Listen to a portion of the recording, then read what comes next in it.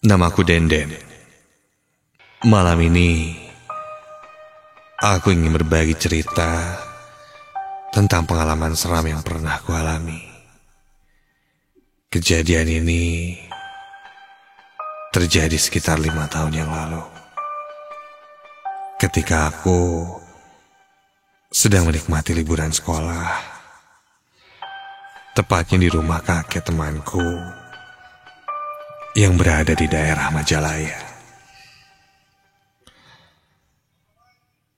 Ketika memasuki liburan semester, Zul, salah satu teman sekelasku, mengajakku untuk liburan.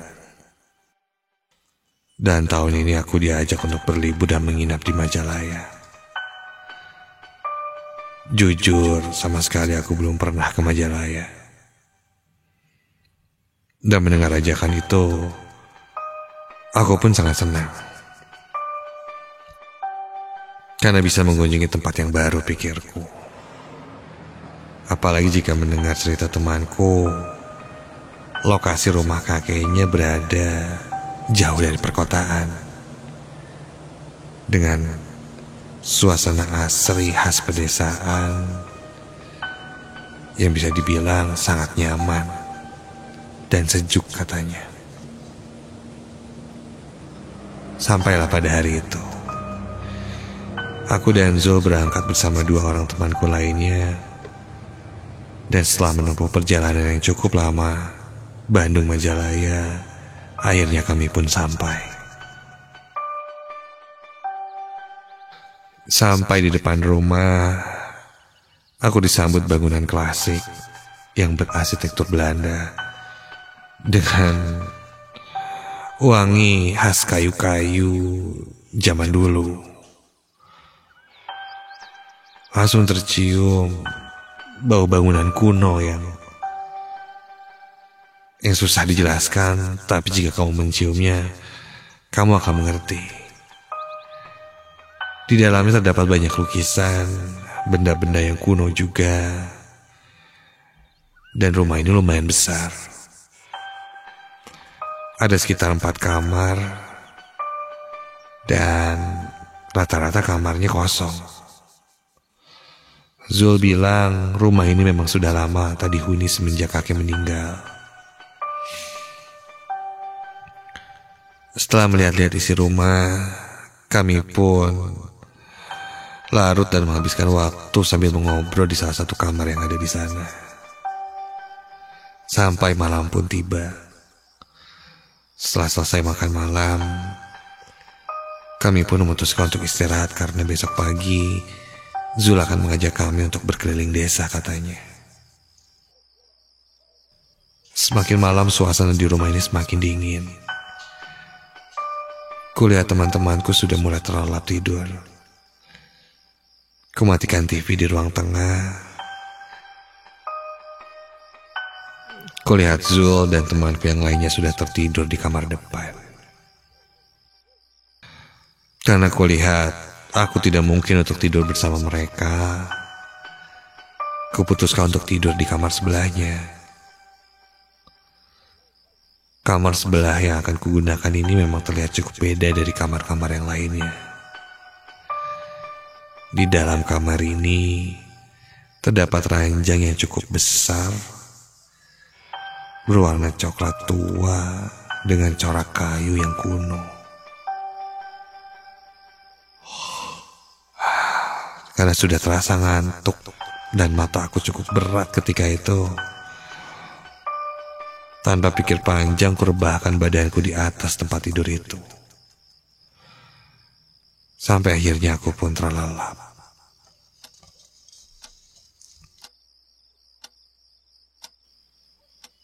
Ketika sedang nyenyak tertidur, entah jam berapa aku pun terbangun ketika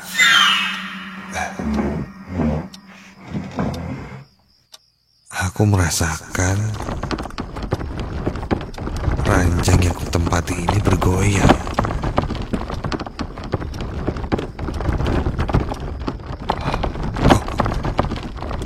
Terasa badanku mulai bergerak kiri kanan, seperti ada yang menggoyangkannya. Ya, aku berpikir saat itu ini gempa. Sontak aku pun terbangun dan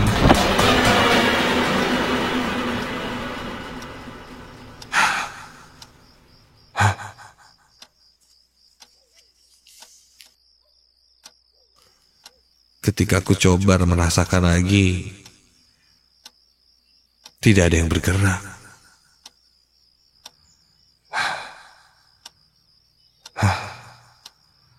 Iya, ranjang ini tidak bergoyang sedikit pun.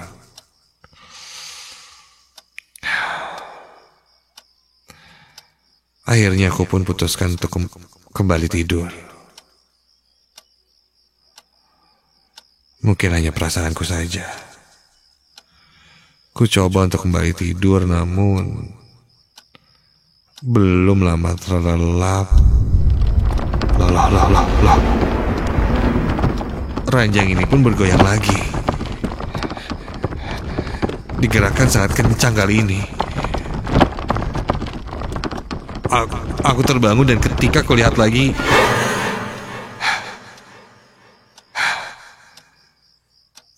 ternyata ranjang ini tidak bergoyang sedikit pun. Aneh. Sampai ku dengar ada yang mengetuk pintu kamar. Siapa? Namun tak ada jawaban.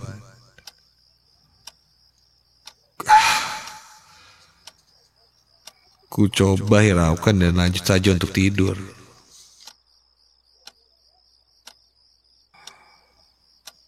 Baru saja aku akan memejamkan mata dan terlelap, ketukan itu kembali terdengar. Woi, siapa sih?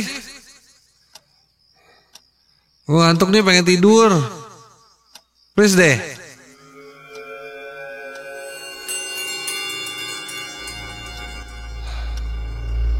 Kalau masuk aja.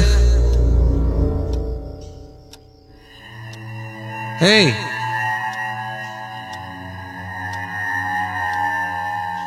Lagi dan lagi tidak ada respon.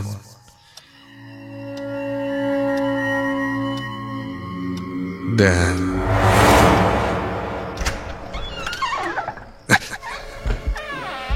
kulihat pintu kini terbuka.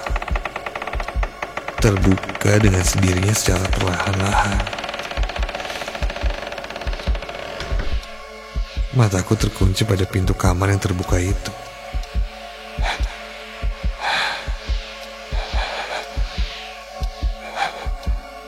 Tidak ada siapa-siapa di depan pintu. Aku masih menatap ke arah pintu itu. Jantungku mulai berdegup kencang. Ada yang mengetuk dan membuka pintu, tapi tidak ada wujudnya.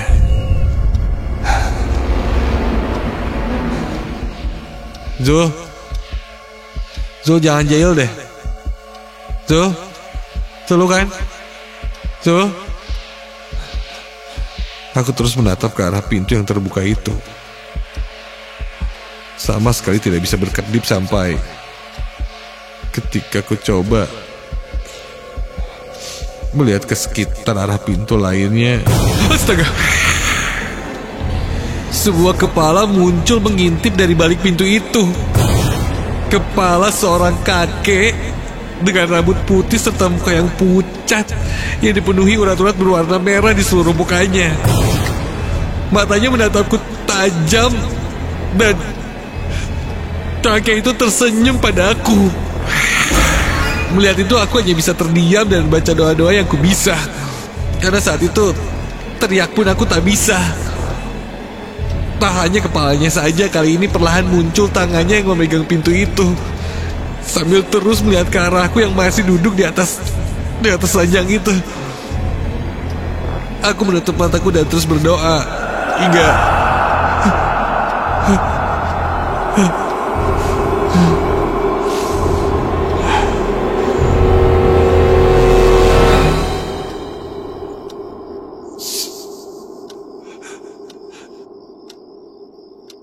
Ketika aku coba membuka mataku lagi, sosok itu pun menghilang. Aku pun segera lari keluar kamar dan bangunkan teman-temanku yang lainnya. Hingga akhirnya mereka terbangun.